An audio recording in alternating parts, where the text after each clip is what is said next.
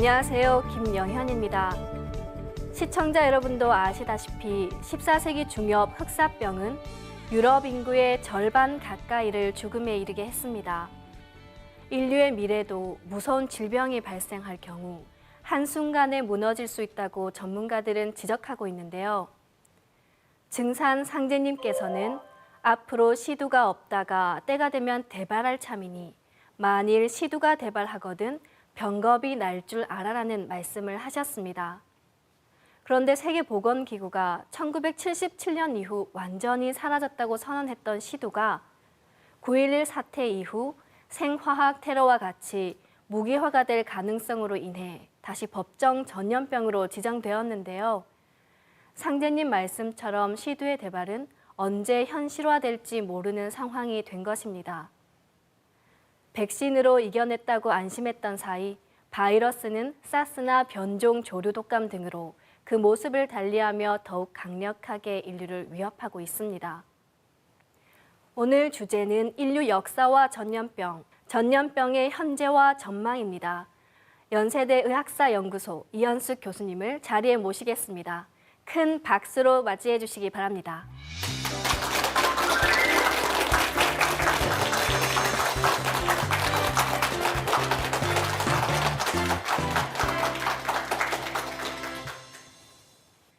몇 년 전에 갑자기 사스나 신종플루와 같이 우리에게도 없던 질병들이 생겼는데요. 앞으로 점점 무서운 질병들이 나온다고 전문가들이 지적하고 있습니다. 교수님께서는 어떻게 보십니까? 네, 그럴 가능성이 매우 높습니다.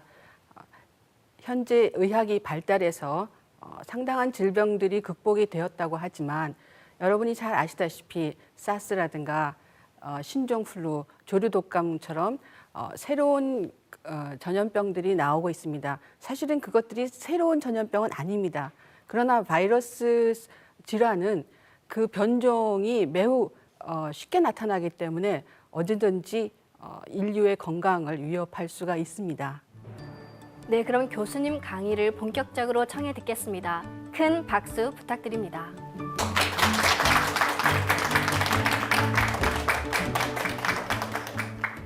네, 지난 시간에는 서양의 전염병과 그리고 한국의 전염병에 대해서 선사시대부터 일제시대까지 살펴보았습니다.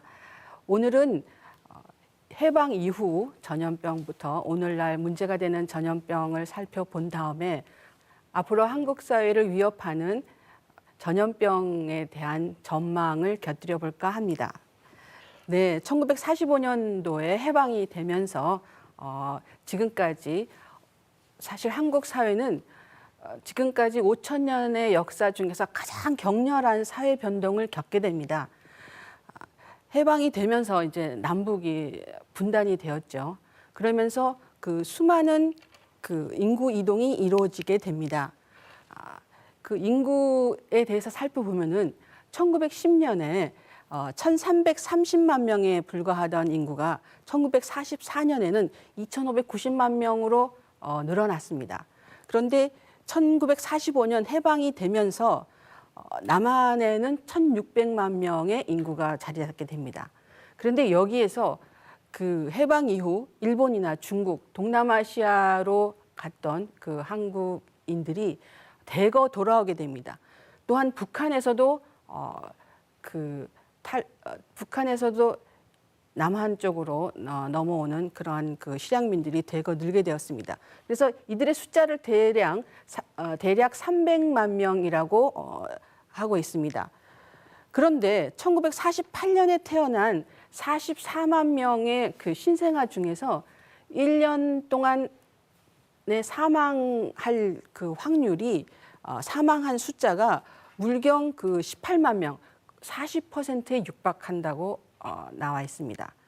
그만큼 해방 이후에 한국 사회의 그 환경은 매우 열악하였고 질병 또한 만연하였습니다. 특별한 예로서 1946년도 5월에 부산에 이제 어떤 그 배가 도착을 하였는데 그 배 안에서 콜레라가 발생을 했다고 합니다. 그래서 그 배가 보름 동안 그 배에 승선한 승선자들이 내리지 못하였는데 이후에 그 콜레라가 한국 사회에 유행하여서 15,000명이 감염되었고 10,000명 이상의 사상자가 났다고 합니다. 이처럼 그 사회 혼란기와 더불어 전염병도 매우 유행을 하였는데요. 한국의 인구 증가를 보면은 이 도표에서도 알 수 있듯이 1945년 이후 그 해방 이후 한국 전쟁기 전까지 급격하게 이 인구가 증가되고 있습니다. 이것은 바로 외부에서의 인구 유입이 급격하게 이루어진 결과인데요. 현재 1975년도에 3,500만 명이던 인구가 1995년도에는 4,485만 명. 작년의 인구를 보면은 거의 이제 5천만 명에 지금 육박한다고 하고 있습니다. 이처럼 이제 인구가 증가하면서 도시화가 진행되고 그리고 아파트 문화가 이제 정착하게 됩니다. 전염병사에서 제일 중요한 사건 중에 하나가 바로 한국 전쟁이라고 하겠습니다. 전쟁 기간은 생태 환경이 모조리 파괴되는 그러한 비상 상황입니다. 이때 그 외부에서 수많은 원군들이 한국에 도착을 했고요. 그리고 이때 또한 전염병 또한 치상하게 됩니다. 그래서 그 당시에 한국의 풍토병이었던 유행성 출혈열이 전 세계로 수출되는 그러한 계기가 되기도 하였습니다. 바로 한탄 바이러스로 인한 유행성 출혈열입니다. 사실 이 병의 기전에 대해서 정확하게 알려지지 못했는데요.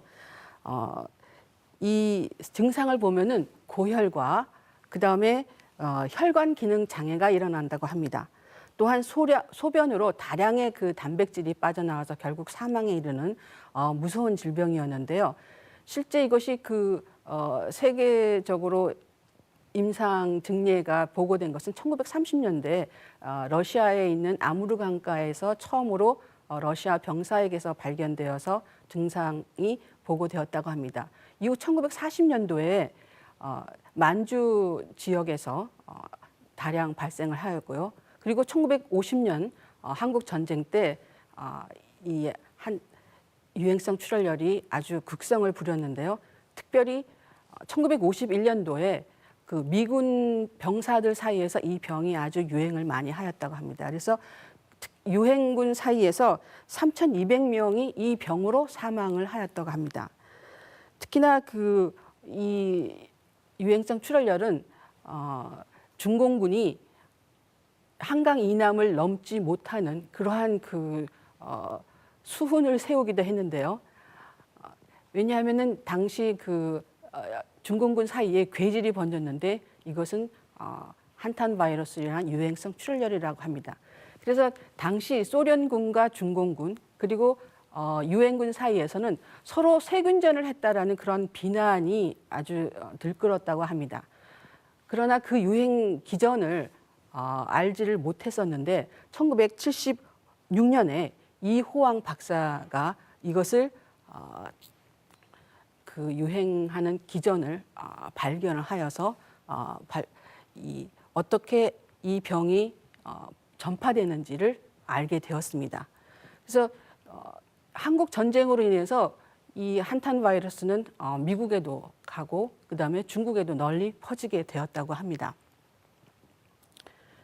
이후에 그 전쟁 후에 불결한 주거 환경은 한국인들을 매우 괴롭혔는데요. 1960년대에 한국을 생각하시면은 그 당시 한국의 소득이 100달러 이하였습니다. 68달러, 70 몇 불 뭐 이런 것들이 생각이 나는데요. 당시에는 우리가 체육관도 못 지어가지고 서울에 있는 장충 체육관을 필리핀에 있는 자본가 기술로서 지었다고 하죠. 그 정도로 한국이 매우 어려운 가난한 그러한 나라였습니다. 그래서 뭐 제대로 예방 접종하기도 어려웠던 시절이었고 당시에도 영유아 사망률은 그렇게 낮지는 않았습니다. 자, 잘 아시다시피 이 1960년대 한국에 1965년에 한국에 온 세계보건기구 WHO의 기록에 따르면은 당시 한국인들의 기생충 감염률은 지역에 따라서는 뭐 90% 이상이었다고 합니다. 그래서 회충 감염률은 평균 50% 이상이었고, 그리고 십이진장충의 경우에는 30%. 그래서 대부분의 한국인들이 기생충에 감염되어 있었다고 합니다. 기생충이 왜 문제냐면은 이들이 영양소를 빨아먹기 때문에 결국은 이제 면역력을 약화시키는 그런 역할을 하죠. 또한 당시에 그 결핵 감염률도 매우 높아서 1966년도에 그 조사 자료에 따르면은 5세 이상 총 인구의 2,400만 명 중 감염자가 65%라고 합니다. 어마어마한 그 숫자의 성인들이 감염이 되어 있었고, 실제 발병해서 치료를 받아야 되는 사람들이 124만 명에 이르는 결핵 왕국이었다고 할 수가 있겠습니다. 자, 이러한 그 한국이 오늘날 이렇게 경제 개발로 인해서 성장을 했는데요. 질병에 대해서 또한 그 의학과 과학의 발달도 만만치 않았습니다. 20세기는 정말 과학의 세계라고 할 만큼, 또한 의학의 세계라고 할 만큼 눈부신 성장을 하였는데요. 세균을 바로 발견한 것입니다. 사실 세균이라는 말은 박테리아라는 말에 대한 그 번역어인데요. 이 박테리아는 지구에서 가장 오래된 그 종이라고 합니다. 그래서 단세포로서 완전한 그 세포 기관을 보유했기 때문에 스스로 살아갈 수 있고, 질병의 원인과 결과를 이 세균을 발견함으로써 실험적으로 재현 가능하도록 했습니다. 그래서 오늘날 우리가 사용하게 되는 예방접종도 모두 다 이 세균의 발견으로서 가능해진 건데요. 지난 시간에 설명드렸듯이 그 독일의 로버트 코흐가 결핵균을 발견하면서부터 시작된 것입니다. 이후에 탄저균, 폐렴 쌍구균, 파상풍균 등 이 사람의 병원 세균들이 이제 속속들이 이제 발견되게 되었습니다. 그래서 그 이제 현미경의 광학기구의 발달에 따라서 이렇게 사진까지 찍게 되었고요. 그래서 보시다시피 이제 콜레라균, 대장균, 살모넬라균, 포도알균 이런 것들이 속속들이 이제 발견이 되었습니다. 그래서 궁극적으로 이러한 그 균들이 사실은 모두 나쁜 것은 아닙니다. 그 박테리아의 대부분이 사실은 피부나 인간의 구강이라든가 또는 대장, 질 이런 곳에 존재하면서 사실은 인간과 공생하는데 몇몇 균들이 치명적인 질병을 발생시키는 것이었죠. 그래서 현재는 이 박테리아들을 유전공학에서 이용을 해서 항생제라든가 의약품을 생산하는데 이제 이용을 할 정도로 이 세균학이 발달했습니다. 더불어서 이제 바이러스도 발견이 되었는데요. 박테리아와 바이러스의 차이는 뭐냐면, 박테리아는 단독으로 살아가는 게 가능하지만 바이러스 같은 경우는 숙주가 없으면 살아갈 수가 없다는 것입니다. 그래서 바로 기생의 아주 최고봉에 있다고 할 수가 있겠는데요. 이 바이러스는 동물, 식물 또는 그 세균, 박테리아 자체의 그 살아있는 세포의 기생을 해야 되고, 세포 안에서만 증식이 가능한 미생물입니다. 그래서 이 숙주 속에 기생하는 바이러스의 그 모습도 이제 과학의 발달로 인해서 이제 이렇게 그 모습이 밝혀지게 되었습니다. 지금 이제 제일 이러한 그 세균학과 바이러스에 대한 연구가 발달하면서 이에 대한 대응으로서 이제 면역학 또한 발달하게 되었습니다. 그래서 면역학이라는 것은 그 질병을 일으키는 미생물에 대한 방어 체계와 그 질환을 연구하는 학문인데요. 잘 아시다시피 그 1796년 에드워드 제너가 우두법을 발견하면서 천연두를 예방하면서 이제 시작된 학문이라고 할 수 있겠습니다. 사실 그때는 뭐 세균이라든가 뭐 바이러스라든가 이런 개념조차 없을 때 경험으로서 이제 시작된 것들인데요. 이제는 그 학문이 매우 발달해서 면역 체계를 조작하는 그러한 그 수준까지 이제 도달하고 있습니다. 이러한 그 면역학의 발달은 그 예방 접종의 발달과 궤를 같이 하는데요. 대표적인 연구자로서 이제 파스테르를 들 수가 있겠습니다. 이 파스테르는 광견병을 예방하는 그 접종을 만들면서 균의 독성을 약화시켜서 몸에 주입하면은 이 몸의 면역력이 생긴다라는 것을 발견했습니다. 그래서 그 여러 가지 그 백신을 이제 만들어서 오늘날 그 영유아 사망률을 떨어뜨리는데 아주 혁혁한 공헌을 하고 있는데요. 그래서 그 홍역, 풍진, 볼거리, 소아마비 이러한 그 백신들이 속속 발명이 되어서 이 영유아에 대한 예방 접종을 실시해서 유아 사망률이 아주 급격하게 감소하는 떨어지는 그러한 그 공헌을 하게 됩니다. 자, 이처럼 그 세균학과 면역학의 발달로 인해서 그 가장 많은 혜택을 보게 되는데요. 그 중에서 그 가장 큰 사건을 들자면은 저는 그 항생제의 발견이라고 할 수 있겠습니다. 최초의 항생제는 페니실린인데요.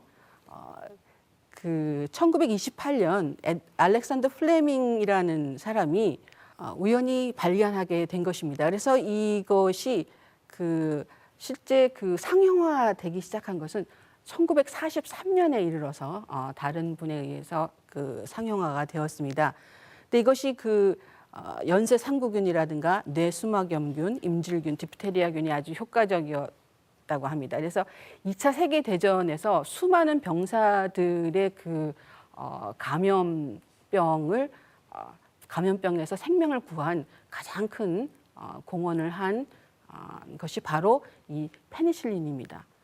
그래서 이 해방 이후에 이 페니실린이 이제 한국에 들어와서 수많은 목숨을 살리게 되는데 사실 그러나 그 당시에 너무 가난했기 때문에 페니실린을 구하는 게 그렇게 쉽지가 않았습니다.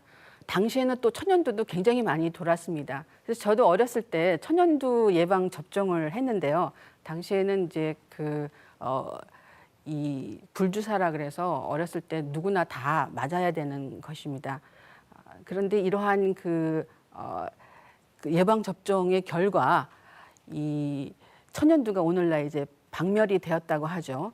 그러나 사실 1950년대까지만 해도 1,000만 명이 넘는 천연두 환자들이 발견되었다고 합니다.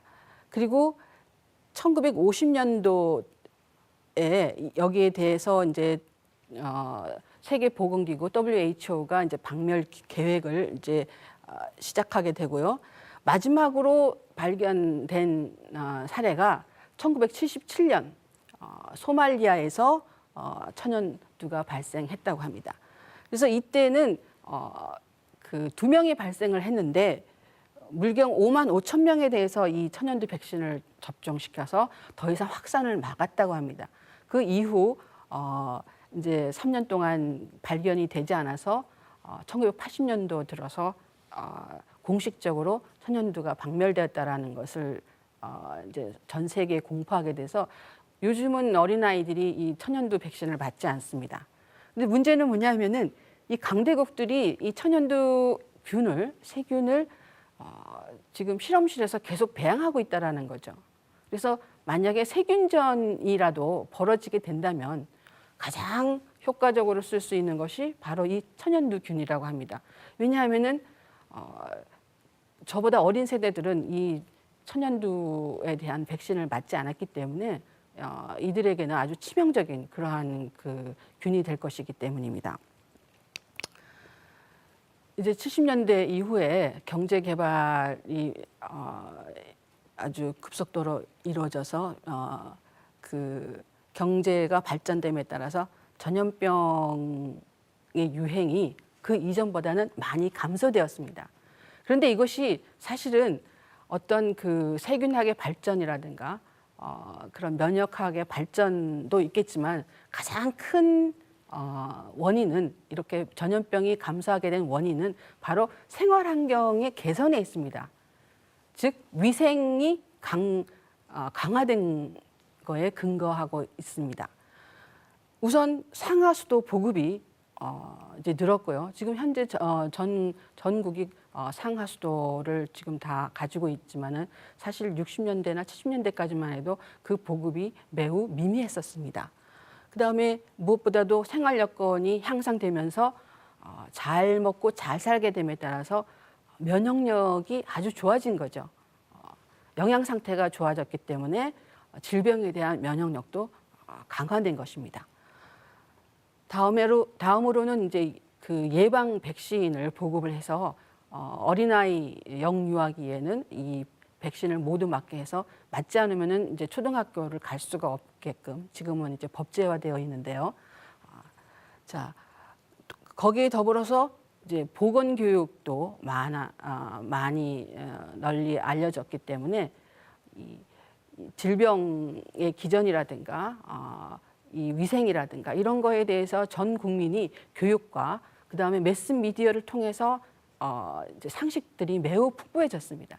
그런데 이렇게 그 모든 전염병들이 다 극복되었다라고 생각한 바로 그 무렵, 그야말로 천연두가 박멸되었고 지구상에서 사라졌고 대부분의 백신이 개발되었고 인류가 의학과 과학의 힘으로 전염병에 대해서 승리했다라고 자만하는 그 순간 새롭게 나타난 질병이 있었습니다. 바로 여러분이 에이즈라고 잘 아시는 병입니다. 1980년도에 들어서 이제 처음 이제 그 증례가 보고되었는데 여기에 대해서는 전혀 의학적인 그 기록조차도 없었고 처음 보는 질병이었습니다. 그래서 20세기 흑사병이라는 그러한 그 이름을 가지게 되었는데요. 이것이 남의 나라 일인 줄 알았는데 1985년도에 와서는 한국에서도 이 감염된 사람이 발견이 되었습니다. 자, 그래서 그 세계 의학계를 굉장히 당혹스럽게 만들었는데 여기에 대한 그 백신이라든가 이런 거는 없습니다. 그러나 치료제가 이제 그 동안에 그 30년에 걸쳐서 그 개발이 되어서 현재는 그 잘만 약을 잘 복용하고 섭생만 잘한다면은 이 병에 걸려서 25년까지도 그 생존할 수 있다고 합니다. 그러나 어쨌든 이 에이즈라는 병은 지금 밝혀진 바에 따르면은 아프리카에 있는 침팬지로부터 인간에게 넘어온 바로 그야말로 종을 타고 넘어온 질병이기 때문에 인간에게서는 그 경험하지 못했던 그러한 그 질병이었다고 지금 알려지고 있습니다. 그때 사스가 유행했을 때 전 세계적으로 얼마나 그 히스테리적인 반응을 보였는지 아마 여러분은 생생하게 기억하고 계실 겁니다. 이 사스는 그 이제 우리나라 말로 중증 급성 호흡기 증후군이라고 이렇게 이제 번역이 됩니다. 그래서 그 severe acute respiratory syndrome이라는 그 앞 글자만 따서 이제 사스라고 이렇게 부르는데요. 이것이 이제 처음으로 이제 그 발견된 것이 홍콩이었습니다.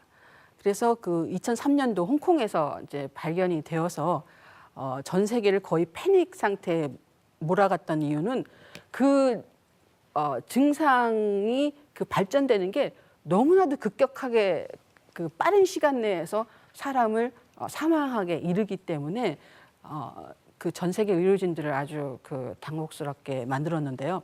네, 여기에 보면은 그 WHO에서 만든 그 그래프가 있는데요. 이 3월 17일서부터 4월 28일까지 그 환자가 늘어나는 수가 아주 급격하게 지금 늘어나고 있는 것을 보실 수가 있을 것입니다. 그래서 이 보라색은 발생 환자 수고요. 그 다음에 이 초록색은 사망한 그 이제 치료된 환자 수고요. 그 다음에 이 맨 밑에 있는 이제 갈색은 이제 사망자 수입니다. 사실 그렇게 사망자가 사실 그렇게까지 많지는 않았습니다. 그러나 그 처음 보는 그러한 그 질병이었기 때문에 굉장히 세계적으로 그 사람들이 많이 놀랬고요. 그래서 한국의 경우도 그 당시 사스가 유행했을 때 2003년도에 그 해양과 공항 그 검역소에서 89만 명을 검역을 했습니다. 그리고 또한 그 입국자 23명망에 대해서 추적 조사를 해가지고 이 그 자택 격리를 2,290명을 했고 격리 후송은 72명을 했다고 합니다. 그래서 그 국립검역소와 보건소 그리고 전국 응급의료기관의 네트워크가 정말 최초로 해방 이후 최초로 이렇게 그 네트워크를 형성해서 방역 체계가 가동이 되었는데요. 공식적으로 사스가 한국에서 환자가 발생하지 않았다라고 이제 이렇게 되어 있습니다. 이 지도는 그 사스가 이제 사스가 발생해서 이제 그 발생한 그 빈도에 따라서 이제 이 지도를 그린 건데요. 이제 중국에서 가장 많이 발생을 했습니다. 다음이 이제 캐나다, 북미고요. 그 다음에 이제 미국과 그다음에 러시아, 그다음에 남미까지 거의 전 세계에 걸쳐서 아프리카하고 그 인도 하고 그 중앙아시아를 제외한 그 전 세계적으로 유행했던 그러한 질병이었습니다. 자, 다음으로 이제 그 바로 몇 년 전에 우리가 경험했던 것들인데요. 2008년도와 2009년도에 대유행을 해서 사망자를 냈던 바로 신종플루입니다. 이것이 처음에는 이제 돼지독감이라 그래서 스와인플루라고 불렀습니다. 그런데 이것이 왜냐하면은 그 멕시코에 있는 그 돼지 농장에서부터 처음에 이제 발병을 해서 이제 전 세계로 퍼졌기 때문이죠. 그 우리나라에서는 이 돼지독감이 발생하게 된 그 경로가 다 밝혀졌습니다. 바로 그 돼지 농장 근처에서 수도원에 있던 수녀님께서 바로 그 증상이 발현되기 전에 그 비행기를 타고 공항에 내리셔서 이제 숙소에 돌아온 다음에 이제 그 고열이 나고 했는데 그 비행기를 같이 타고 온 150여 명들 중에서 상당수가 같이 이 질병에 걸린 것입니다. 그래서 이후에 이 정말 그 수많은 그 한국인들이 이 신종플루에 걸리게 되었고요. 사망자도 거의 뭐 100명에 육박하도록 1년 동안에 나타났습니다. 그래서 그 돼지가 추출이 되지 않는다 그래가지고 이것이 그 스와인플루라는 이름 대신에 이제 신종플루라는 그런 이름으로 바뀌어서 부르게 되었지만은 사실은 돼지 독감이 맞는 거죠. 돼지에게서 돼지가 앓던 독감이 인간에게 전염되면서 이제 탄생한 새로운 그 인플루엔자입니다. 그 다음에 이제 이제 소개드릴 수 있는 것은 바로 그 조류 독감입니다. 지금 조류 독감은 현재도 그 중국에서 지금 유행하고 있어서 사실은 언제 이게 한국에 반입될지 모르는 그런 전염병입니다. 문제는 뭐냐면은 이 조류 독감이 그 악명이 역사적으로 굉장히 높습니다. 바로 1918년에 유행하였던 스페인 독감이라고 있는데 그 스페인 독감의 그 정체가 바로 이 조류 독감이라고 합니다. 즉 그 조류에게서 온 이제 그 인플루엔자인데요. 당시 1918년에 그 전 세계적으로 5천만 명 가까이 이 질병으로 사망을 했다고 합니다. 그러니까 굉장히 무서운 그 인플루엔자죠. 그런데 이것이 이제 21세기에 다시 이제 활약을 하고 있는데 그것은 바로 중국 남쪽에서 이제 굉장히 불결한 상황에서 그 가금류, 즉 닭을 포함한 그 조류를 갖다가 이 관리하다가 그 관리자가 이 질병에 걸리면서 이제 점차적으로 이제 급격하게 주위에서 그 감염이 되는 것인데요. 올해도 또 이 조류 독감이 중국에서 지금 발생해서 중국 전역을 지금 휘두르고 있습니다. 중국도 굉장히 지금 초긴장 상태에서 이거를 방역을 지금 하고 있는 것으로 알고 있습니다. 그 다음에 한국에서 문제가 되는 질병의 네 번째로 소개할 수 있는 것은 아열대성 전염병입니다. 1988년도 이제 그 세계 여행의 자유화가 이루어진 이래로 많은 한국인들이 해외로 나가고 있습니다. 그래서 그 이전에는 생각지도 못했던 아프리카 5주도 갔다 오고 남미의 5주도 갔다 오고 전 세계 방방곡곡을 한국인들이 누리고 있습니다. 그러다 보니까 그 지역에 있던 풍토병들에 걸려서 귀환하는 경우가 많습니다. 그래서 본인이 앓는 것은 물론이요, 그 질병을 널리 이제 한국에 퍼뜨리게 되는데요. 정부의 그 보고서에 따르면은 댕기열이라는 것은 그 모기로 인한 아열대 지방에 있는 풍토병인데요. 그 모기로 인한 이 질병이 사실은 그 한국에서는 그리 그 흔한 질병이 아닙니다.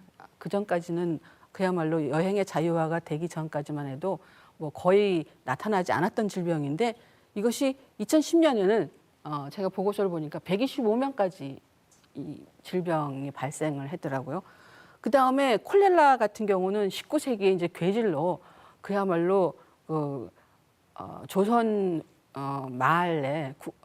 말기의 사회에서 100만 명 이상의 그 사망자를 냈던 그런 무시무시한 질병이었는데 이것이 이렇게 그야말로 그 환경이 좋아지고 그 의학과 과학이 발달한 21세기 한국에서도 여전히 그 발생하고 있다라는 거죠. 왜냐하면은 바로 콜레라 발생 지역에 다녀왔던 그런 한국인 여행자들에 의해서 이 질병이 계속적으로 유입되고 있는 것입니다. 그래서 2001년도 같은 경우는 162명이 콜레라에 감염이 여전히 되고 있었고요. 그리고 2010년도에는 8명이 발생하고 있습니다. 그러니까 이것이 계속 어느 특정 지역에서 콜레라가 대유행한다 그러면 한국에 언제든지 이것이 유입되어서 확산될 수 있다라는 가능성을 보여주고 있습니다. 자, 그리고 여기서 이제 한 가지 생각해 봐야 될 것은 뭐냐면은 사라졌다고 생각하는 질병들이 귀환하는 경우가 있습니다. 바로 말라리아입니다. 말라리아 같은 경우는 사실은 1990년대 이전에 이미 80년대부터 거의 그 사라졌습니다. 사실 저도 그 어렸을 때 이제 학질이라고 이제 이제 한의학에서는 학질이라고 얘기를 하는데요. 저도 어렸을 때 이 학질에 걸려가지고 그야말로 막 한여름인데도 막 벌벌 떨면서 그 괴로웠던 기억이 저도 있습니다. 그래서 사실은 그 굉장히 60년대나 70년대에는 되게 만연했던 그런 질병이었는데 이 방역이 발달하면서 사실 남한 사회에서는 거의 사라졌던 질병입니다. 그런데 이것이 1990년대 후반, 95년 이후부터 점차적으로 그 휴전선 지역을 중심으로 이것이 늘어나고 있습니다. 그래서 이것을 이제 연구하신 분의 그 이야기를 들어보니까 그 북한의 대홍수가 난 것이 1995년도에 대홍수가 났다고 합니다. 북한은 지금 자원이 풍부하지 못하니까 또 주로 이 연료를 산에 나무를 해서 그거를 이제 떼고 있습니다. 그러다 보니까 민둥산이 많고요. 홍수가 날 경우에는 이게 그 물을 잡아주는 나무가 없기 때문에 대홍수로 쉽게 번집니다. 사실 비는 남한과 북한이 비슷하게 왔는데 북한의 경우는 이제 숲이 없기 때문에 어마어마한 대홍수로 번진 것입니다. 그래서 그 대홍수 때 거기 있던 그 말라리아 그 균과 모기들이 대거 이 남한으로 남하를 한 것입니다.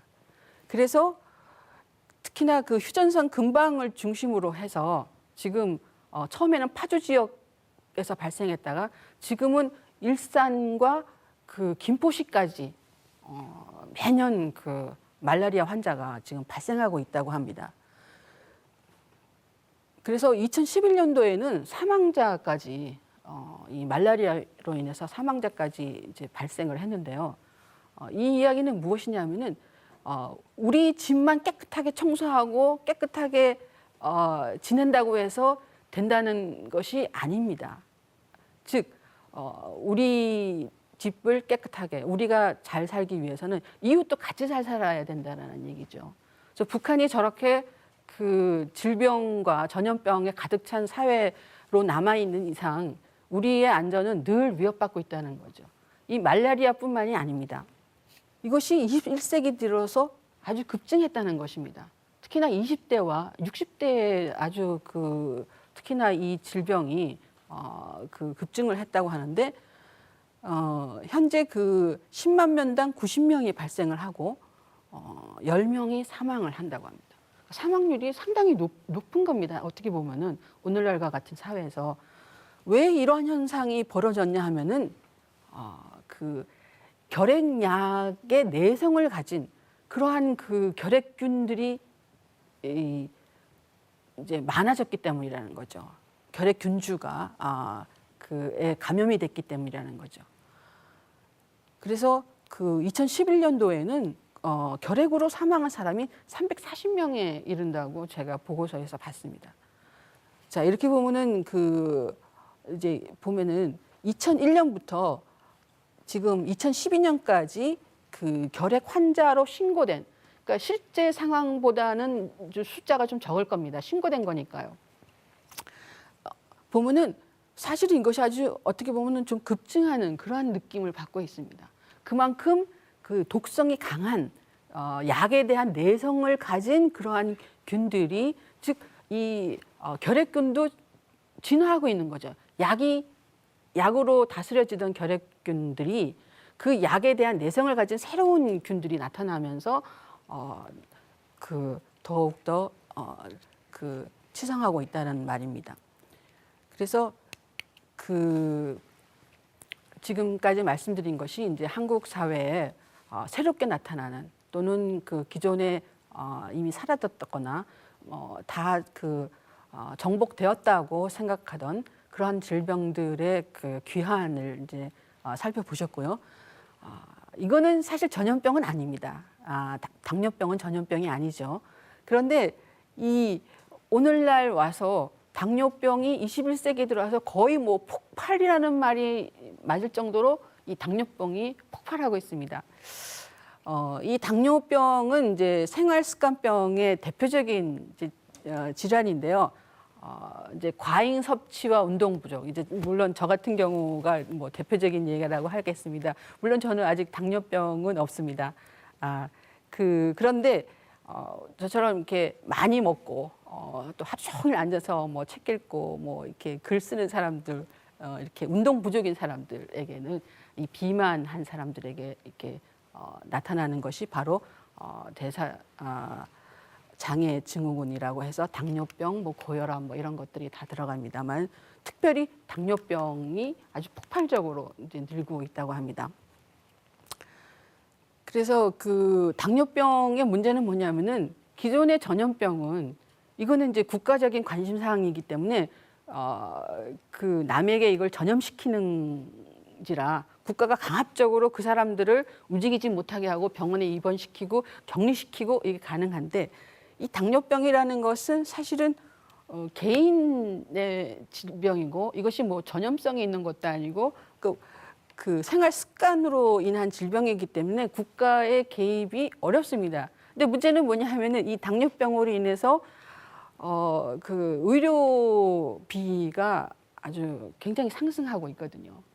전염병이 21세기에 와서 사실 20세기 후반에 거의 대부분의 전염병에 대해서 다 밝혀졌고 인간이 이것을 그야말로 대부분 관리할 수 있다라고 생각했는데 21세기 들어와서 그렇지 못하다는 것을 이제 알게 되었습니다.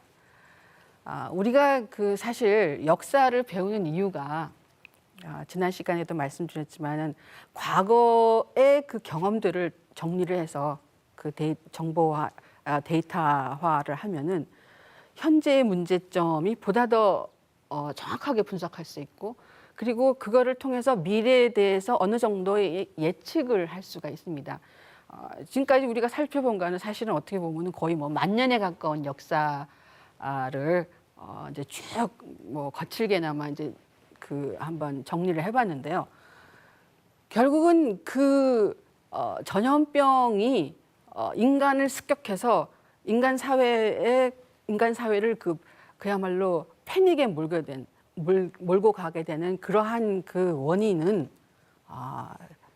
여러분도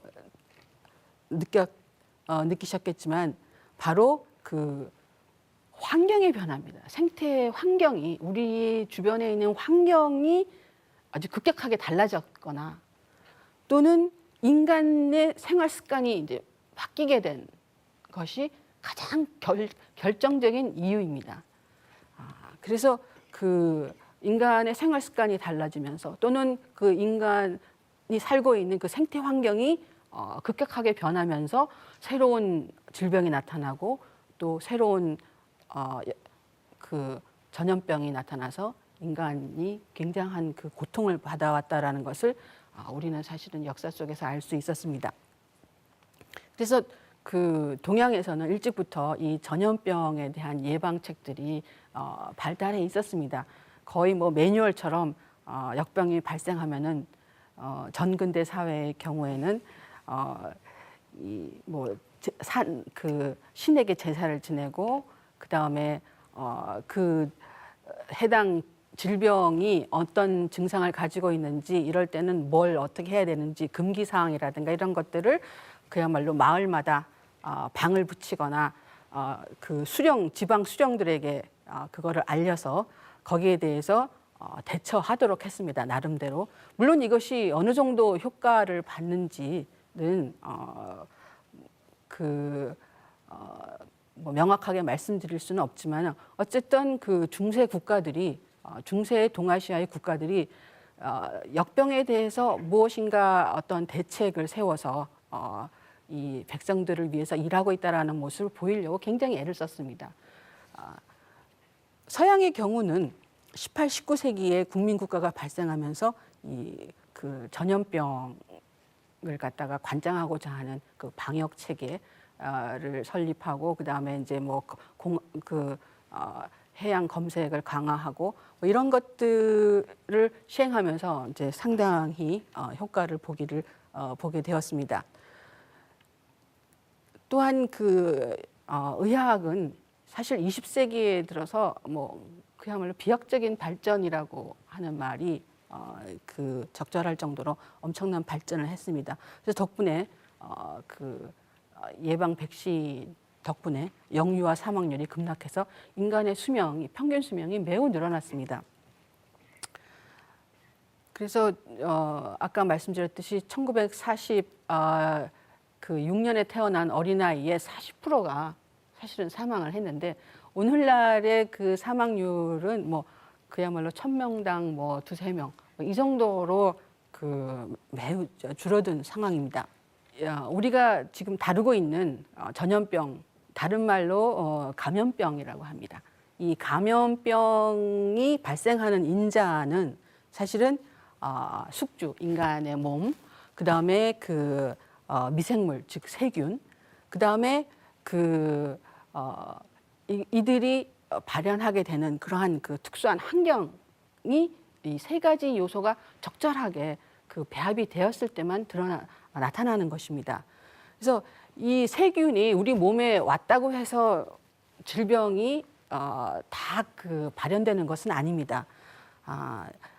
이 미생물이 숙주에 들어왔을 때 세 가지 증상, 세 가지의 형태로 나눌 수 있다고 합니다. 근데 첫째는 이제 정착해서, 즉 그 숙주에 아주 잘 정착이 되어 있기 때문에 뭐 거의 서로 한 몸이 되어서 사는 거죠. 사실 우리 그 위라든가 우리 몸 속에 그 박테리아라든가 이런 미생물의 그 수가 엄청나다고 합니다. 인간의 몸의 몇 프로를 형성할 정도로 그렇게 우리 몸에 박테리아가 있는데, 그거는 우리와 이제 공생 관계에 있는 그러한 그 정착의 단계에 있는 것들이고요. 그 다음에 이제 이것이 이제 감염 증상으로 나타나는 이제 그 우리가 이른바 세균이라고 부르는 것들, 그 병원균이라고 이러는 것들이 바로 이 감염을 시키는 건데요. 여기에는 이제 불연 감염과 그 현증 감염 이렇게 두 가지로 나눈다고 합니다. 그 불연 감염은 무엇이냐면은 그 감염이 되었는데, 세균이 감염이 되었는데, 즉 복균자죠. 복균자인데 증상은 없는 겁니다. 거의 뭐 그 금강 체질이라고 얘기할 수 있는데, 역사상 전염병이 돌아서 뭐 온 가족이 몰살했다거나 또는 뭐 한 마을이 다 초토화됐는데도 혼자 살아남아서 옆집 뭐 우리 집 그 사망자들을 다 뭐 그 장례 치러주고 그런 그래서 효자 열전에 나타난 사람들, 이 사람들이 사실은 바로 이 그 불연 감염자들입니다. 그러면서 자기는 증상이 드러나지 않지만 돌아다니면서 그거를 사실은 다 퍼뜨리는 거죠. 그런 사람 그 불연 감염의 형태가 있고요. 그 다음에 이제 대부분 이제 우리가 아프다고 해서 발열이 나거나 구토가 나거나 설사가 나거나 이런 증상이 나타나는 그 감염 상태를 이제 현증 감염이라고 합니다. 자, 그랬을 때 언제 그야말로 한두 명이 아픈 그런 것이 아니고 수만 명이 한꺼번에, 수천 명이 수만 명이 한꺼번에 증상을 드러내서 알아누워서 사망자가 많이 발생하는 그러한 그 역병의 형태로 나타나는가 하는 것은 바로 이 생태 환경의 변화에 많이 기인하고 있습니다. 대부분이. 그래서 이제 우리의 경우를 한번 생각을 해보면은 지금 한국이 이제 세계화가 돼서 전 세계에서 여행자가 오고 또 한국인이 전 세계로 여행을 가고 있다가 돌아오고 있습니다. 그러므로 그 전 지구에서 유행하는 유행병은 언제든지 한국에 나타날 수 있습니다. 그래서 사실 중국의 조류독감이 이제 언제 한국에 도착하는가 하는 거는 정말 어떻게 보면 시간 문제라고도 할 수가 있고요. 그래서 이제 그만큼 국가의 방역이 이제 중요해지는 이유이기도 합니다. 다음에 두 번째 이제 생각해 봐야 될 것은 한국 기후가 지금 급격하게 아열대화되고 있다는 것입니다. 물론 뭐 겨울에 더 추워지고 뭐 이상 기후가 많이 발현하긴 하지만 전반적으로 이미 한국이 아열대화되고 있다라는 것은 식물 그야말로 어류의 변화라든가 남해와 동해나 뭐 서해 이렇게 가보면 벌써 어종들이 다 변했다라고 그러죠. 아열대성 어류들이 대거 정착해 있고 온대성 어류들이 이미 다 사라져 가고 있다고 합니다. 여기 도표에서 제가 보여드렸지만은 쯔쯔 가무시병 같은 경우는 거의 6% 이상 나오고요. 렙토스피라피 같은 경우에는 4% 이상이 증가하고 있습니다. 즉 인구가 온도가 1도 증가하면서 그 전염병의 발생 빈도가 훨씬 더 이제 늘어나고, 또한 아열대성 전염병이 이제 상존할 가능성이 이제 높아지는 거죠. 다음에 이것은 이제 물론 전염병은 아닙니다만 급격한 사회 변화로 인해서 한국 사회가 해방 이후 그야말로 서양에서는 300년에 걸렸다는 산업화를 우리는 사실은 60년 만에 산업화와 정보화까지 갔습니다. 그래서 사회 변동이 너무나 엄청나기 때문에 거기에 대한 스트레스라는 것은 사실은 이루 말할 수가 없는 것입니다. 그리고 또 한 가지 우리가 생각해야 될 것은 아까 제가 말라리아처럼 아까 말씀드린 것처럼 의료 소외 지역이 바로 우리와 인접해 있다라는 것입니다. 북한의 그러한 열악한 환경에서 만약에 이것이 계속 이 북한과 이제 통일이 되었을 때를 이제 우리가 생각해 보아야 될 것입니다.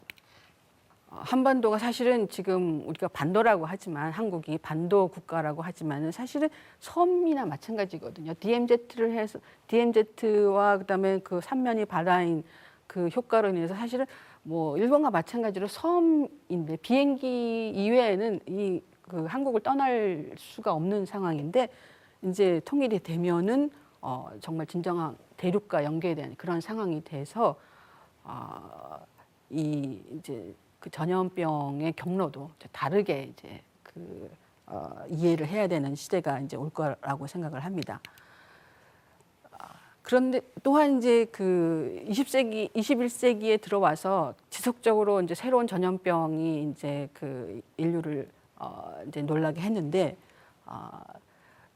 우리가 생각해야 될 것들은 바로 그 실험실에서 만들어진 변종 바이러스의 그가 언제든지 출현해서 우리를 습격할 수 있다라는 것입니다. 얼마 전에 그 인플루엔자를 실험실에서 만들어서 했더니 전혀 새로운 변종을 만들었다는 그런 기사가 뜬 적이 있었습니다. 이처럼 그 과학 실험, 의학 실험에서 얼마든지 변종 바이러스를 인위적으로 만들어서 이것이 그야말로 그 사악한 집단에게 넘어간다든가 또는 이게 잘못된 관리로 인해서 이것이 그 민간에 퍼지게 됐을 때는 정말 그 상황은 정말 상상을 넘는 끔찍한 그러한 상황이 될 것입니다. 그래서 이것들을 그 상상해서 만든 영화라든가 뭐 이런 소설들이 지금 많이 있는 것으로 알고 있습니다. 다음으로 생각해야 될 것들은 그 동물의 장기 이식으로 인해서 감염되는 새로운 바이러스가 인간에게 감염되는 상황을 충분히 상상해 볼 수 있습니다. 지금 우리가 지금 무균 돼지를 만들어서 이것을 인간의 장기 이식을 하려고 지금 이제 굉장히 많은 실험을 하고 있는데요. 실제 그 1992년도와 3년도에 그 실험 그 비비 원숭이, 개코 원숭이라고 하는 그 원숭이를 그 실험 대상으로 해서 그 간을 이식을 했다고 합니다. 근데 그 결과 2명이 이제 그 이식을 받았는데 그 중에서 그 26일하고 70일 뒤에 이 환자들이 다 사망을 했는데 이 해부를 해보니까 온몸에 그 원숭이들이 갖고 있던 그 바이러스가 온몸에서 발견이 되었다고 합니다. 그것은 인간의 몸에는 발견되지 않는 그런 새로운 신종 바이러스들이죠. 그래서 이것이 정말 그 장기 이식이 이제 어느 날 이제 그 돼지에서 인간의 몸으로 왔을 때 과연 이것이 어떠한 형태로 나타나는지는 그 결과는 사실 아무도 알 수가 없는 것입니다. 그래서 또한 또 생각해 봐야 될 것은 이제 그 천연두균을 이제 강대국들이 세균전에 쓰려고 지금 보관하고 있다고 말씀을 드렸는데요. 전쟁이 나면 앞으로 이제 전쟁이 나면은 이 세균전이 대대적으로 사용될 거라는 거죠. 그래서 그럴 때 어떻게 그 면역력을 가지지 못하는 그러한 그 감수성이 예민한 그러한 그 숙주들이 가지고 있는 그 한국 사회의 경우는 이제 어떻게 해야 될 것인가. 사실 한국 사회가 어떻게 보면은 그 전쟁이 발발할 가능성이 굉장히 높은 지역으로 지금 뭐 꼽히기도 하고 있습니다. 네, 그래서 이러한 그 굉장히 비관적인 전망들이 있긴 하지만 그러나 우리가 역사를 생각을 해보면은 항상 인류는 질병과 같이 살아왔고 사실 전염병이 없었던 적은 없습니다. 그래서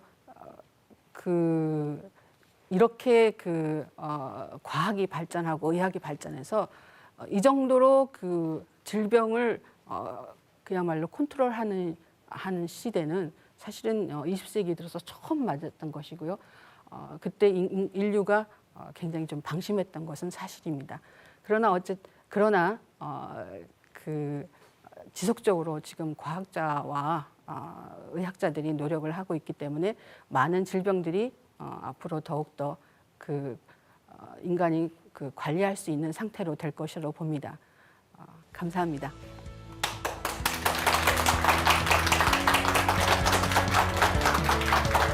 지금은 인류 문화가 우주 가을의 성숙한 문화권으로 들어가는 시대입니다. 상제님께서는 이때에는 선천의 모든 악업과 신명들의 원한과 보복이 천하의 병을 지어낸다고 하셨는데요. 다가올 병난의 문제는 인류 역사와 대자연의 섭리를 바탕으로 보다 거시적인 관점에서 이해해야겠습니다. 일시적인 현상으로 치부하거나 외면할 것이 아니라 깊은 관심을 갖고 대처하며 준비하는 자세, 그것이 보다 성숙한 모습이 아닐까요? 시청자 여러분, 함께 해주셔서 고맙습니다.